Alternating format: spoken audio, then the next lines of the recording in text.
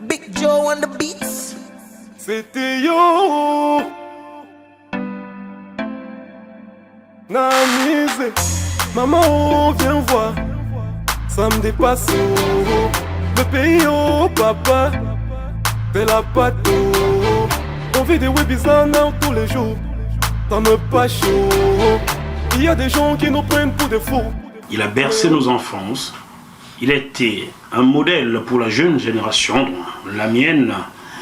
Il fut le premier journaliste à qui le coup de tête politique faillit échoir il y a de cela 28 ans au Cameroun. Il a travaillé pour les grandes institutions du monde. Aujourd'hui, on parle plus de lui au Cameroun car il prend des positions, pour certains courageux, pour d'autres risquées. Lui, c'est le grand confrère Eric Tchingé. Bonjour grand frère. Merci Jackie. Comment ça va? Très grand plaisir d'être ici chez toi. Ben c'est un honneur pour moi de vous recevoir. Un grand honneur. Enfin, merci, mais je ne le mérite pas. Enfin, c'est la modestie. Tu es le grand journaliste que tu es devenu et j'ai énormément de respect et très content d'être avec toi. En fait. Merci beaucoup grand frère. Mais j'ai l'habitude de serrer toujours les mains de mes invités pour vérifier, car tous leurs ADN sont dans mon corps, donc... Hein, voilà. Ah, mais tu vois, tu me prends la main on dirait Macron et Trump. Qui est Trump alors? Je sais pas. Alors, comment ça va, grand frère? Oh non, ça va mon cher, ça va bien. Très bien. Merci pour ce que vous nous avez donné. Et quand je dis vous, c'est... Il y avait toi, il y il y avait Dieudonné Pigui, il y avait... Dieudonné Pigui père son âme, je crois qu'il est décédé. Didier Outi, Zachary Niman, Charles Dongo, Denise Epoté. C'est vous qui nous avez inspirés. Non, merci beaucoup. Voilà. Et ça me fait plaisir de l'entendre parce que, en fait, parfois on me dit qu'on n'a pas assuré la relève avant de quitter le Cameroun, mais écoute, il y a Jackie Mofo aujourd'hui, il y a Dipita Tongo, il y a Cécile, enfin il y a des gens qui... Bon, j'en profite pour passer un bonjour à Jean-Mater Lundi du côté de Loncat, voilà, avec qui j'ai fait un magnifique documentaire à Milan il y a quelques années. Voilà. Et merci pour ce que vous nous avez donné. Merci. Voilà. Alors, Eric Tchingé, lors de l'une de vos interviews, de tes interviews, parce qu'on se tutoie, on va pas mentir au public, tu as brossé un portrait ambivalent de Paul Biya. Tu as dit, il est très discret médiatiquement sur sa personne. Il est très informé sur l'actualité locale, dans l'actualité du Cameroun. Est-ce que ce serait pour toi la clé de la lecture, une clé de lecture suffisante pour affronter ses concurrents lors des élections présidentielles qui arrivent dans 3 mois? Oui, tu sais, bon, merci pour la question, parce qu'effectivement, ça me donne cette opportunité, n'est-ce pas, de préciser un certain nombre de choses. Je tiens, tout ce que je peux dire sur le président remonte aux années 80, 90. On va y arriver. Donc, il y a beaucoup de choses qui ont changé entre-temps, mais le président Biya que j'ai connu, c'est quelqu'un qui c'était un démocrate à fond. Ah bon? Oui, qui voulait promouvoir la démocratie. C'est pas un jeu. Moi, il y a des choses que ce président a fait qui m'ont convaincu à l'époque. À l'époque. Quoi par exemple? Nous sommes friands de tout ce qui peut nous édifier.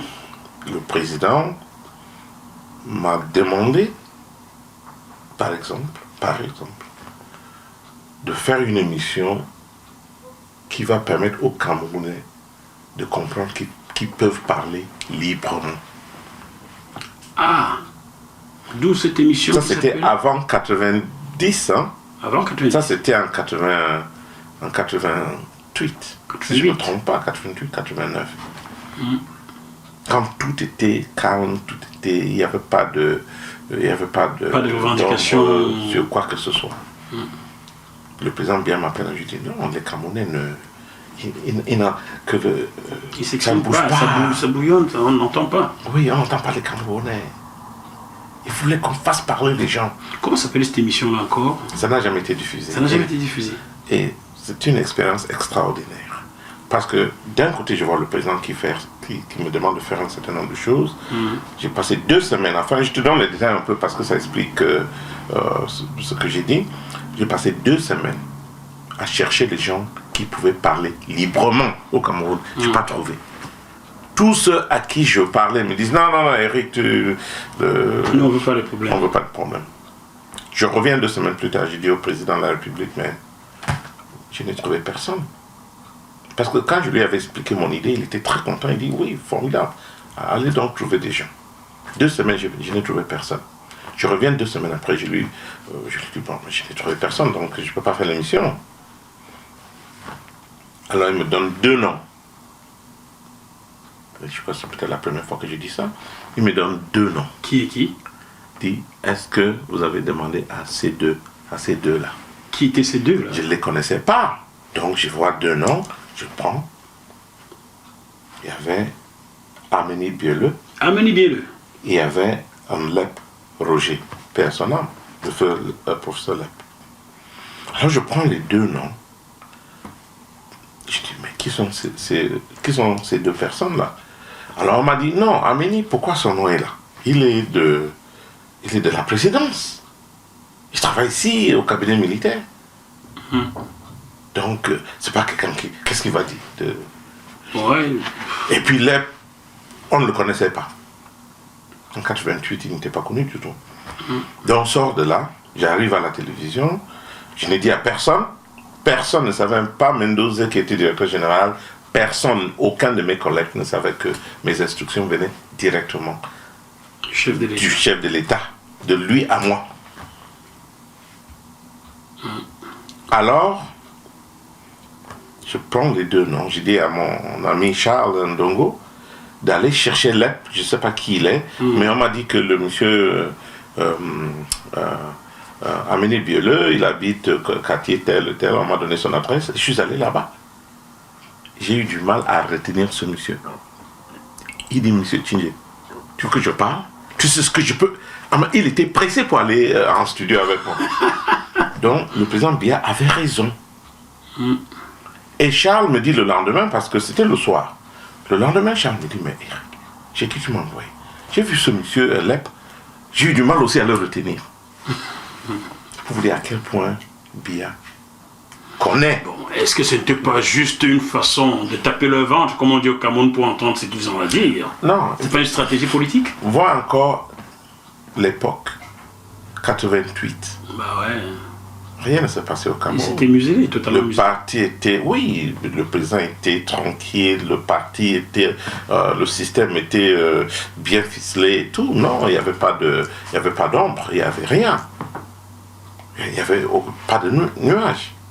Donc, en 88, mais ça se vouloir... Oui, ça se murmurait déjà que le multipartisme... Ça a commencé, en fait, ça a commencé vraiment en 89, quand Foundi a commencé. Voilà, Foundi, mais en 88, c'était assez calme. En 89, il est en 88, 87, non, parce qu'en 88, c'était juste après, bon, disons en 90, en 87, on savait déjà que l'économie, sur le plan économique, on commençait à avoir des difficultés.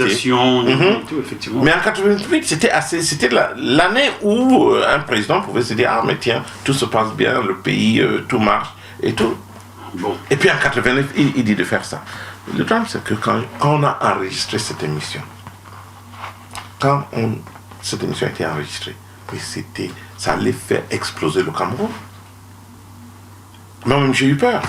Je dis, mais tiens, parce que ce que Lep a dit, c'est que Penda et Koka a dit sur l'économie. C'est que Amélie Bieleux a dit. Sur la défense. Michael Tondio était dans l'émission. Tout ce monde-là. Di Fontaine Nyamdi.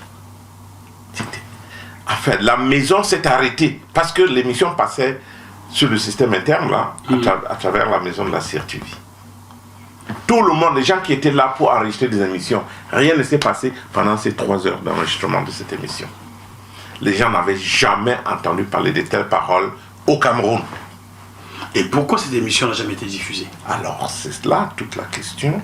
Et moi, je crois que ça m'a montré, n'est-ce pas, une phrase du président que les gens ne connaissaient pas et que moi-même j'ai découvert pour la première fois. Parce que quand on a enregistré l'émission, moi j'ai pris sur moi là. On a enregistré ça le soir. J'ai passé toute la nuit à faire la réalisation. Montage faire le montage de l'émission. Enfin, c'était vraiment pas un montage parce que on enlevait. J'ai enregistré pour 3h20 et après le montage, on se retrouvait à 3h16, quelque chose comme ça. Il n'y a pas grand chose enlevé. Donc on a vraiment pratiquement rien enlevé. Alors, mais parce que c'était dur, surtout l'EP Christian Pendekoka. Je me suis dit non, il faut que je fasse écouter cette émission par le président de la République lui-même avant de diffuser ça le soir. C'est ce que je me suis dit. Donc j'ai fait une copie VHS, parce qu'à l'époque on utilisait... Donc les VHS, oui. Donc j'ai fait une copie VHS que je dépose à la présidence à 7h du matin. Je pars rapidement à la présidence, jusqu'aux appartements privés du chef de l'État, et je donne la cassette VHS et je demande qu'on donne au président le plus tôt possible. Je sors de la présidence, je cours chez moi, parce que je n'avais pas dormi, on a passé toute la nuit à faire le montage. J'arrive chez moi, je prends rapidement une douche et puis je reviens au bureau à 9h pour la conférence de rédaction. Tout le monde ne parlait que de cette émission, de ce qu'on avait enregistré, parce que tout le monde était déjà au courant. Oui, dans la maison. Ce que je n'ai pas su, c'est qu'il y avait un enregistrement parallèle, fait par les indiques du CNR. Ça, je ne savais pas. Ils étaient donc dans la pièce. Mais c'est ce jour-là que j'ai su qu'on était entouré des agents d'information. Donc avant que tu ne te pointes à la présidence, le président était déjà au courant. Mais j'imagine. Et Jean Fauchivet, je suppose. Oui, mais c'était Fauchivet, les gens de Fauchivet. Donc, ils avaient enregistré. Moi, je ne savais pas qu'il y avait cet enregistrement parallèle. J'ai fait mon truc proprement dit. On a fait le montage, j'ai déposé à la présidence. Le chef d'État, apparemment, dès qu'il s'est réveillé ce matin, on lui a donné. Et il était même pressé pour voir l'émission. Parce que le gars me dit, mais dis donc, quand il m'a appelé pour me dire que le président regardait ça, apparemment, dès que Bien a entendu que l'émission était chez lui, il a demandé ça, il a commencé à regarder. Ce qui fait que quand, à 10h, 10h30, après ma conférence de rédaction, je montais avec Charles Ndongo dans mon bureau, on parlait de ça. Je ne sais pas si les détails de cette... Moi, je veux savoir, sujet un petit peu plus, on dit tout. Alors, très bien. Donc, on sort de la salle de rédaction, Charles et moi on montait au 6e étage où nos bureaux étaient. Et arrivé au 6e, j'entends le téléphone sonner dans mon bureau et en même temps ça sonnait aussi dans le secrétariat, mon secrétariat. Donc ça sonnait dans les deux pièces. Moi j'ai dit à Charles, ok, prends le téléphone qui sonne au secrétariat, moi je vais prendre le téléphone chez moi au bureau. Donc je rentre dans mon bureau, je prends le téléphone. C'était un certain monsieur Mva Albert. Mva Albert. Paix à son âme, parce que lui aussi il est parti. Donc, monsieur Mva qui me dit, mais Eric, le chef de l'État me demande de t'appeler. Il était 10h30 pour te féliciter et te remercier. Tu as fait une grande émission. Il n'a même pas encore fini de regarder. Mais il a vu presque 2 heures de cette émission et il me dit de te féliciter. Je dis quoi? Moi-même, j'étais étonné que le président Biya ait vu cette émission avec tout ce qui a été dit sur le système en place et sur lui-même. Parce que le professeur Leb n'a pas mâché ses mots. Oh ouais, je me souviens que c'était pas quelqu'un qui avait dans la poche. Amélie Bielo non plus.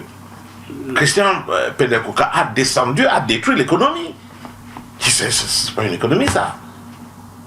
Mais ma question, grand frère, pourquoi ça n'a pas été diffusé? C'est ça, j'arrive. Donc, je parle avec l'autre, il me dit tout ça. Je lui dis, ok, mais vraiment, je suis très content que le président lui-même l'a apprécié. On va diffuser ça ce soir, et ainsi de suite, de telle heure à telle heure, juste après le journal. Bon, je raccroche. Au moment où je raccroche, j'entends Charles dire oui, monsieur le ministre, c'est Eric, monsieur le ministre.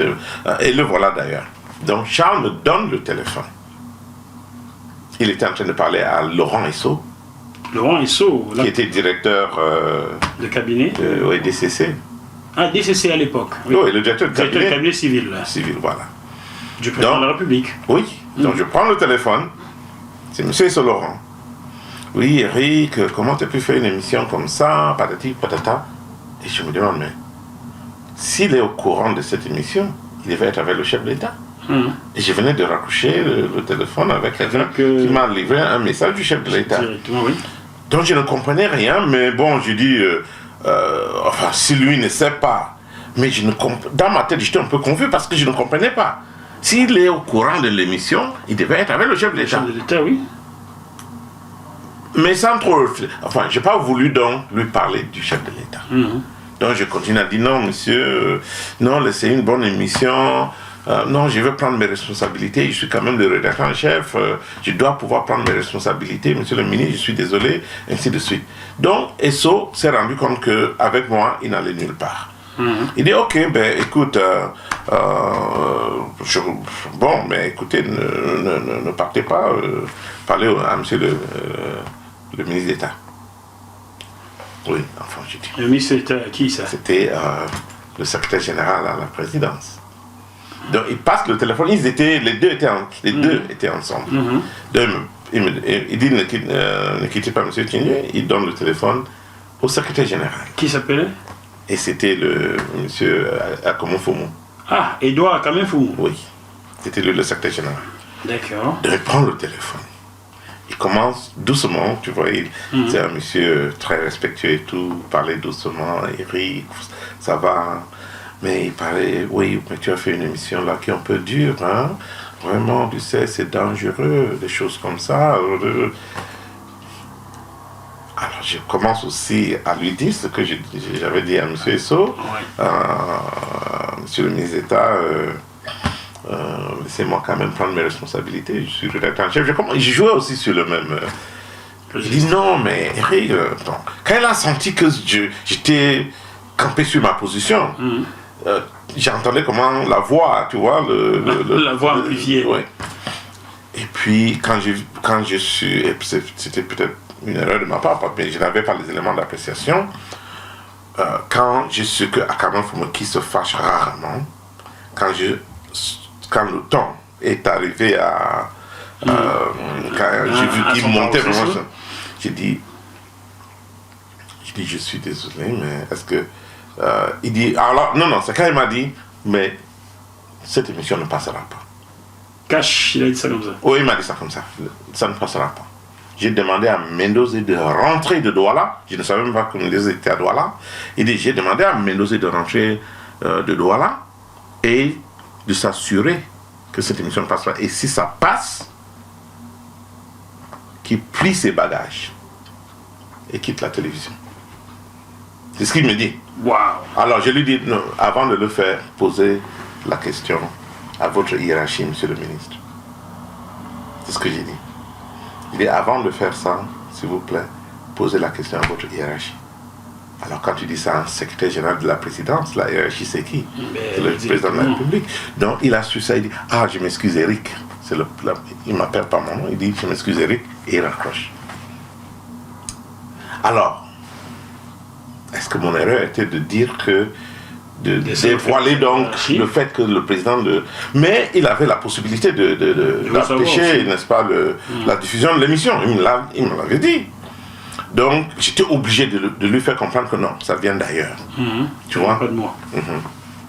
Et là? Alors, on a passé une journée assez tendue. Mendoza est rentré, il a donné les instructions. Moi, j'étais là tranquille, sachant que vers 17h, 16h, 17h, j'allais appeler la présidence pour dire qu'il faut que les instructions viennent. De 16h jusqu'à l'heure du journal et tout, je n'ai pas pu toucher la présidence. Qu'est-ce qui s'est passé? On a coupé le téléphone ou quoi? Non, on ne prenait pas. On ne prenait pas mon appel. On ne prenait pas. Donc, Et l'émission n'a jamais été diffusée. Et où est cette émission aujourd'hui? C'est là, quelque part, à la télévision. Un de mes amis a une copie, mais j'aurais pu...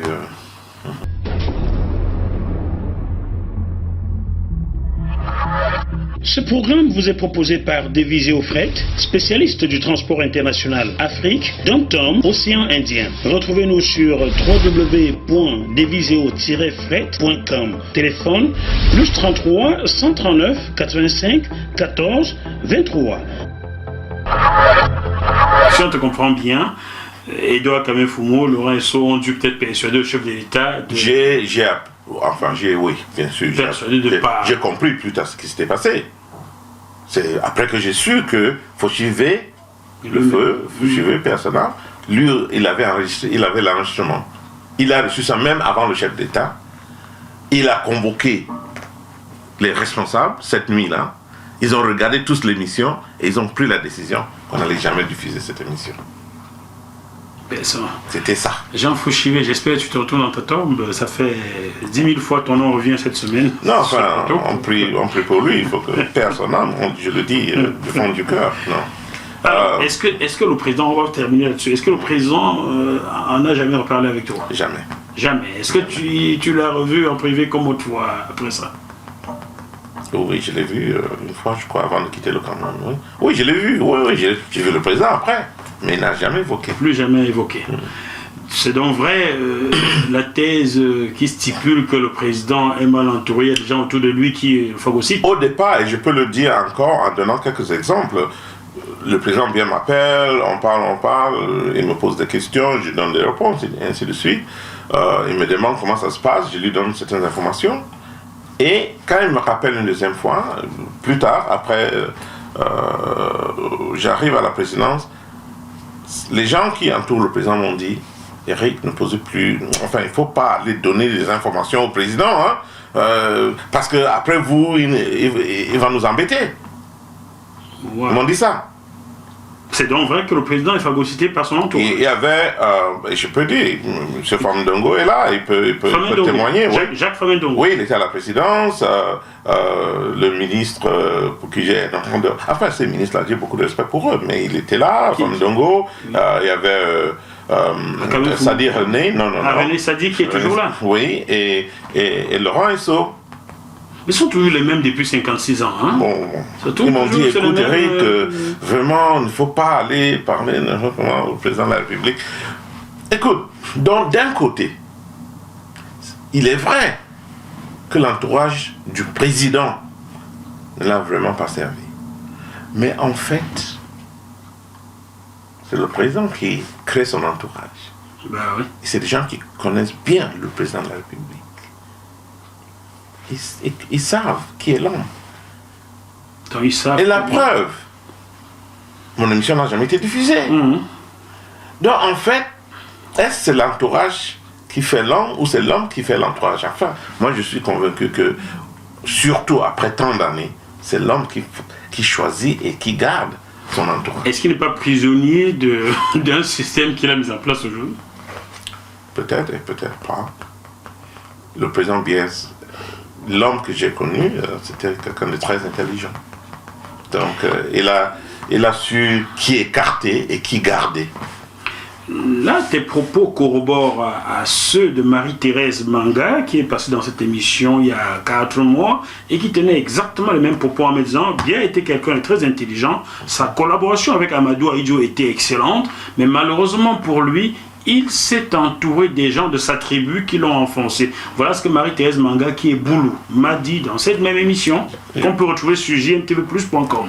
À ce sujet, je peux aussi te dire que le président, parce qu'en fait, même les ambassadeurs à qui je discutais souvent, encore, on parle là des années 80, je suis parti du Cameroun en 91, beaucoup de nos ambassadeurs, je les fréquentais, et ils me disaient tous aussi la même chose.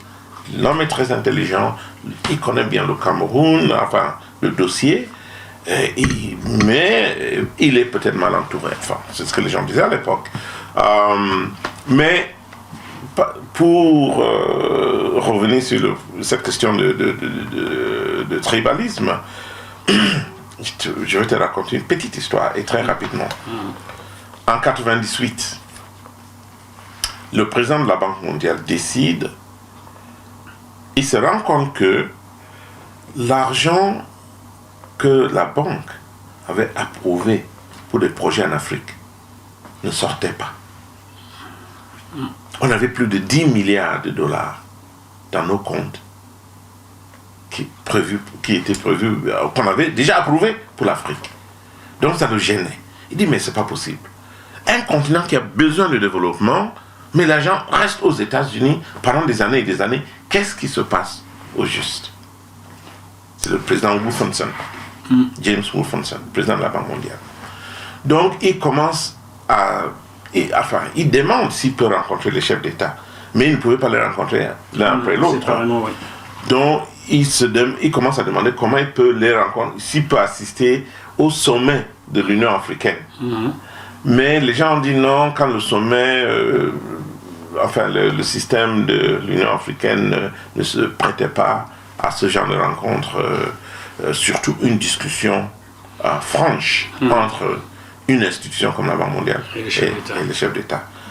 C'est pas approprié parce que les sommets, c'est pour des grands sujets, des discussions.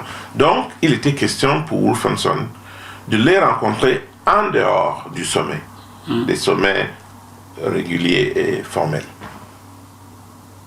Alors, c'est là où, en discutant avec quelques chefs d'État, on lui a suggéré ce qu'on a fait par la suite, avoir une rencontre des chefs d'État anglophones, c'est ce qui s'est passé, autour d'un chef d'État qui allait les inviter. Et qui fut ce chef d'État qui a invité? C'était Museveni. En Ouganda.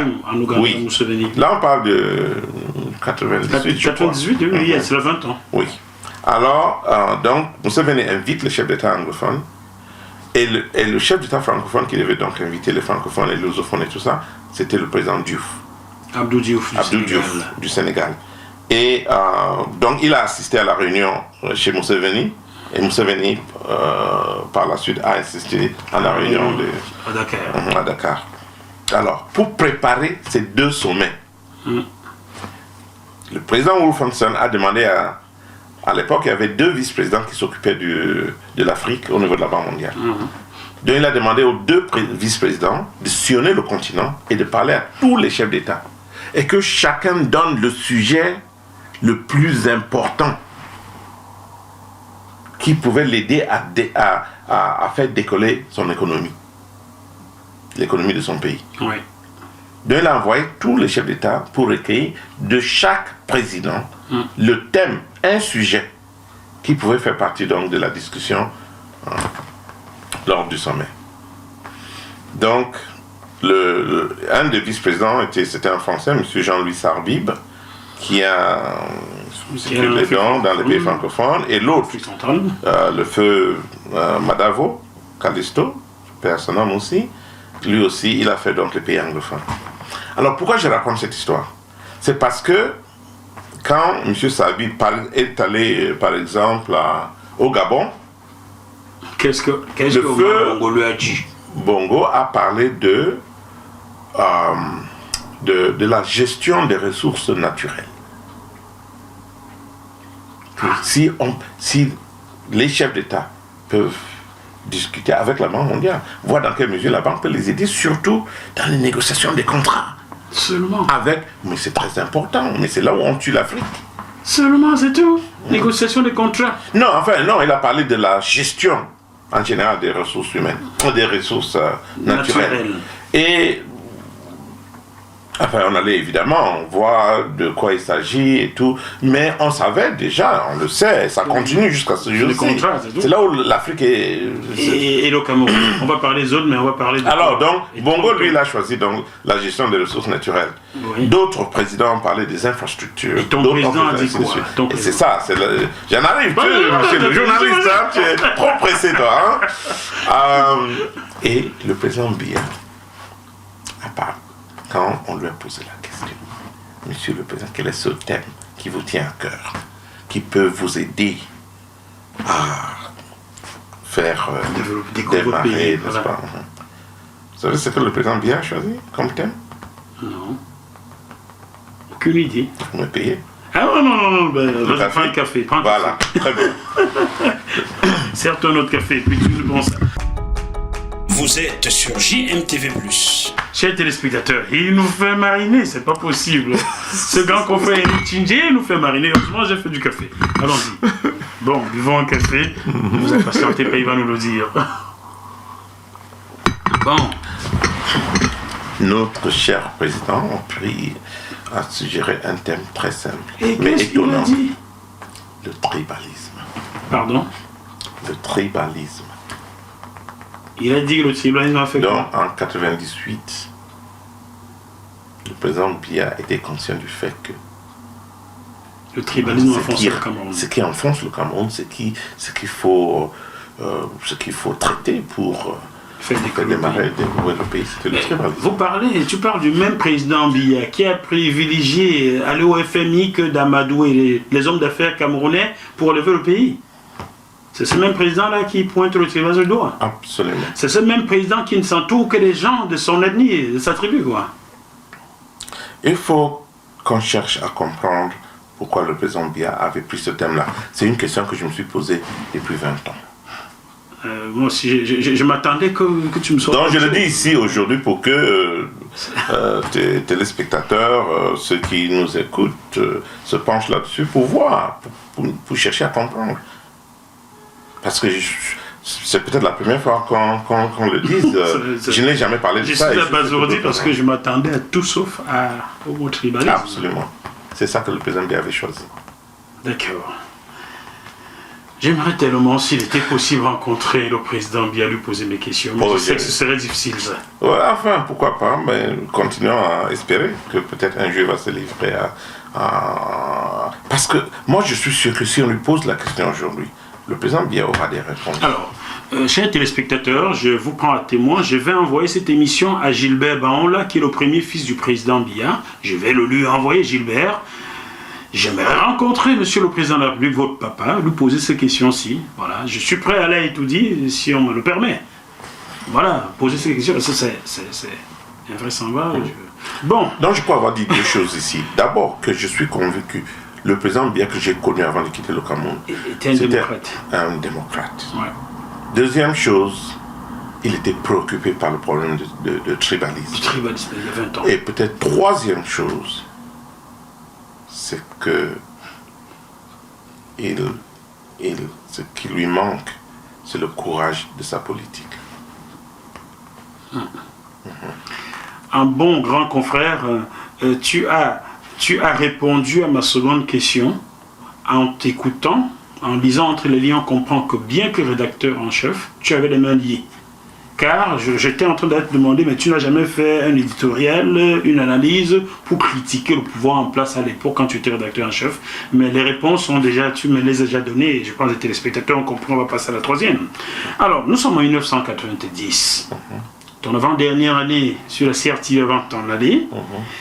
L'opposition, je dirais ça comme ça, et une bonne partie du peuple pousse, c'est toute l'Afrique francophone qui ne rêve, ne mange, ne boive que le mot conférence nationale souveraine. Et monsieur le président dit ne pas être contre la conférence nationale, mais ne s'y résout pas. Et lorsque tu demandes, monsieur le président, si vous n'avez donc pas peur de la conférence nationale souveraine, pourquoi vous ne l'octroyez pas au peuple qui la demande? Et il vous répond, monsieur Eric Tchindjé, vous savez bien qu'il suffit d'un coup de tête et vous n'occupez plus ce poste. À la suite de cette phrase, tu es resté silencieux. Tu n'as rien dit. Tu aurais pu lui demander, monsieur le président, est-ce que la constitution de notre pays prévoit que vous répondiez comme ça à un journaliste? Mais tu es resté tranquille, tu n'as absolument rien dit. Mais garder un tel silence fut interprété de diverses façons. Eric Tchindjé, pourquoi le Camerounais est à ce point-là devenu amorphe? La réponse à cette question est très simple. D'abord, ce n'est pas dans ce contexte que le président avait sorti la phrase. Il répondait à ma question de savoir pourquoi il avait chassé du gouvernement un ministre des Affaires étrangères qui était très respecté par tout le monde. C'était Kimbomo. William était Kimbomo. Et c'était donc pour expliquer pourquoi elle a fait qu'il a sorti cette phrase. Parce que Kimbomo en tant que ministre, c'était donné, n'est-ce pas, l'autorité d'aller négocier un traité avec un pays, la Roumanie, si je ne me trompe pas, ou la Bulgarie, pour ouvrir une représentation diplomatique au Cameroun sans informer le président de la République. Pourtant, c'est son essor. Voilà. Enfin, mais le président a dit non, ça ne se... Au moins informer le président avant d'aller négocier. Ouais, quand même. Parce que le président peut, comme il disait, je peux rester ici et on voit des bombes qui tombent sur nous parce qu'un ministre s'est permis, n'est-ce pas, d'aller négocier des trucs à mon insu. Donc M. Tchindjé, il n'a pas... M. Tekimouma devait savoir, comme toi, qu'il suffit, n'est-ce pas, d'un coup de tête et vous n'êtes plus ce que vous... Enfin, c'était dans ce contexte... Mais c'est à toi qui s'était adressé directement, c'était pas William Tekimouma. Oui, pour expliquer pourquoi il a... Mais il a dit, monsieur Éric Tchindjé, vous savez bien qu'il suffit d'un coup de tête pour que vous n'occupez pas le poste que vous avez. Oui, pour expliquer pourquoi il avait posé l'acte. Mais c'était après que tu lui ai demandé s'il n'y a pas peur de la conférence nationale, pourquoi il ne l'octroie pas. Non, ça c'était venu après. J'étais gamin, mais je crois l'avoir bien entendu quand même. Hein? Non, c'était venu après, et ça j'en suis... Parce qu'en fait, le président, question de coup de tête, c'était en 97. Non, pas 97. Tu as eu le coup de tête avant Jean-Marie Ouattara, c'est 4 ans après. Tu étais déjà parti du Cameroun en 97. Oh, pardon, en 87, pardon. Ben là, tu peux pas me sortir ça. J'étais gamin, mais je retiens les trucs. Non, c'était en 87. Non, je suis sûr que c'était en 90. Non, pas du tout. Coup de tête, c'était en 87. Et là... Chers téléspectateurs, vérifiez cela. Vérifiez. Moi, je suis certain que c'était en 90. Quand on a renvoyé M. Eteke Mbomwa du gouvernement, c'était en 87. Février ou mars, je ne sais plus, avril 87. Nous allons bien le vérifier. Mais les gens, on a mélangé tout ça. Tout a été mélangé. L'information. La conférence nationale, c'était en 90. Mais qu'est-ce qu'il t'avait répondu lorsque tu lui as demandé pourquoi il ne l'octroie pas la conférence nationale s'il n'en a pas peur? Qu'est-ce qu'il t'avait répondu?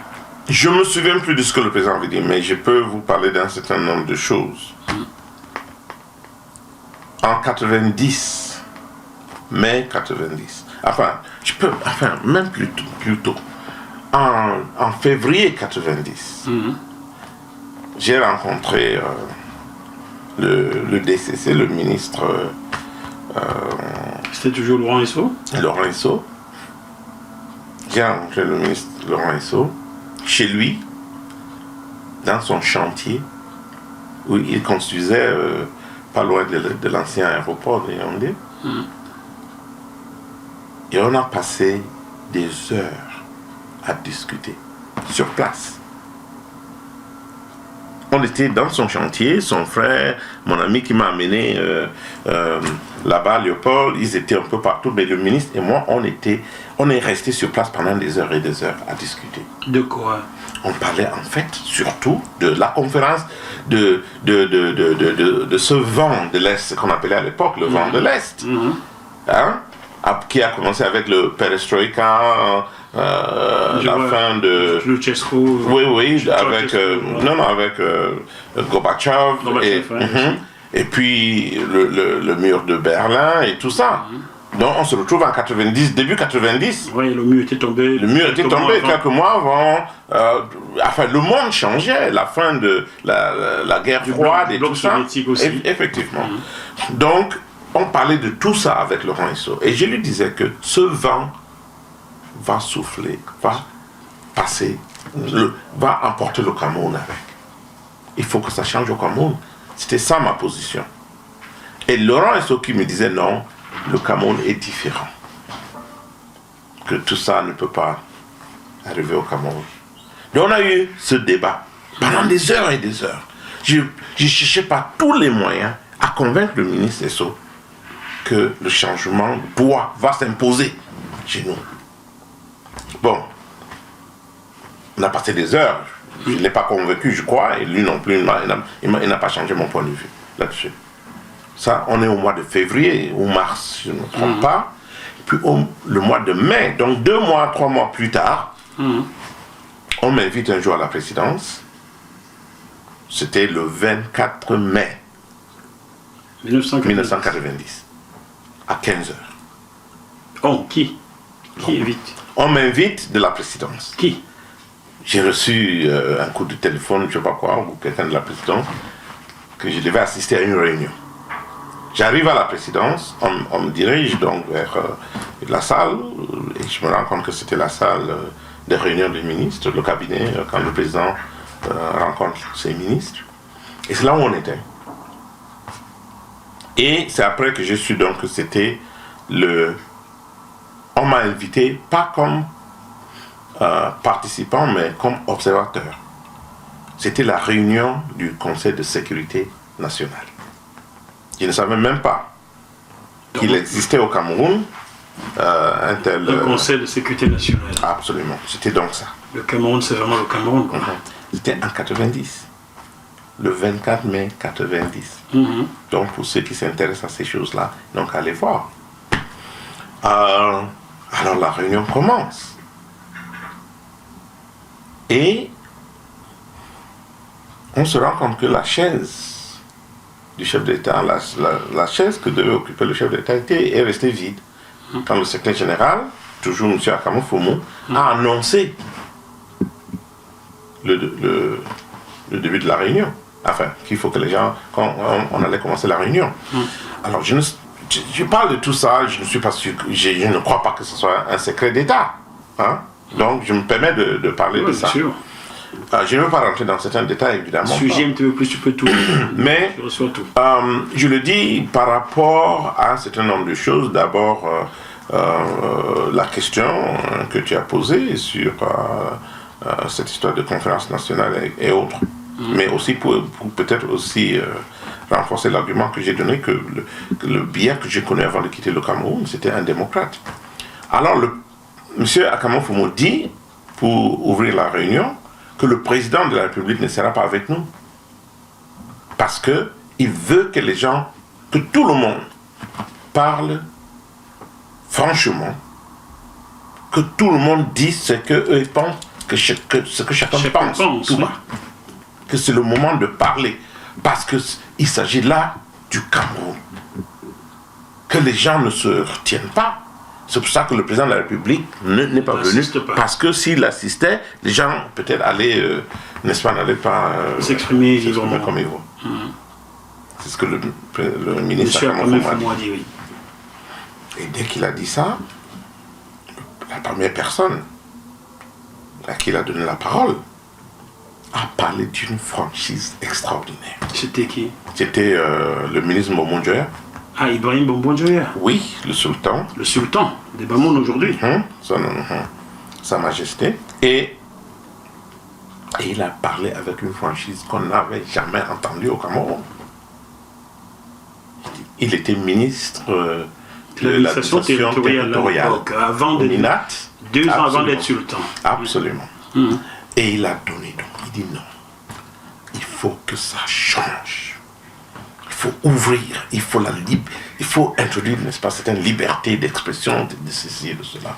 Parce que voici ce que les rapports que je reçois de mes préfets, les préfets et tout ça, les sous-préfets, voici ce que, tu vois, ce qui se dit dans ces rapports. Il a parlé. Et je me suis rendu compte qu'il a donné le ton à ce débat. Ensuite, c'était monsieur c'était André Tchungi. André Tchungi, oui. Qui a remplacé Mbombo Njoya par la suite à l'administration territoriale. Absolument. Et André Tchungi était, à l'époque, il était à la police. C'est Sûreté nationale. Sûreté nationale. Et il confirme tout ce que Mbombo Njoya venait de dire. Il faut que le système change. Il faut ouvrir.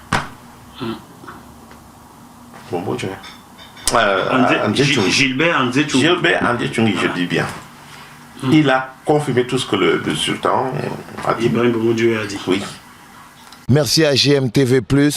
Continuez de donner la parole à ceux à qui on la refuse.